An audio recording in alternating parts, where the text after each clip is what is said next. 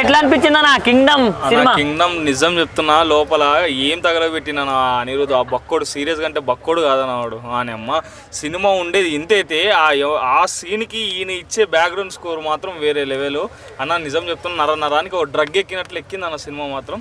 విజయ్ అన్న comeback movie ఖచ్చితంగా ఈ సినిమాతో టైర్ 1 హీరో ఎవరైతే కాదన్నారో ఈ ఫిలింతో ఖచ్చితంగా టైర్ 1 హీరో మన విజయ్ అన్న కంబ్యాక్ ఇచ్చి గట్టిగా ఎవరికైతే ట్రోలర్స్ పెట్టినో అట్లా కలెక్షన్ అంటావా భారీ అంటే ఫస్ట్ రోజే 100 కోట్లు కొట్టే సినిమా కన్ఫామ్గా 100%.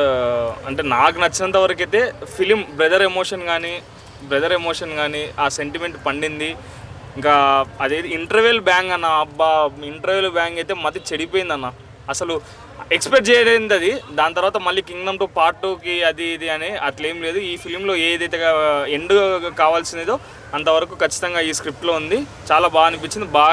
మన భాగ్యశ్రీ కూడా సీరియస్ చెప్తున్నాను, అందాలతో స్క్రీన్ ప్లేని అదేది యూత్ని మైమరిపించింది. ఆ రకంగా ఉంది. ఓవరాల్గా చెప్పాలంటే ఒక విజయ్ దేవరకొండ అన్నకు కంబ్యాక్ బక్కోడు మాత్రం అన్న. నిజం చెప్తున్నా, ఒక ఇండస్ట్రీకి దేవుడు ఇచ్చిన వరం అన్న, అయితే గ్యారెంటీ.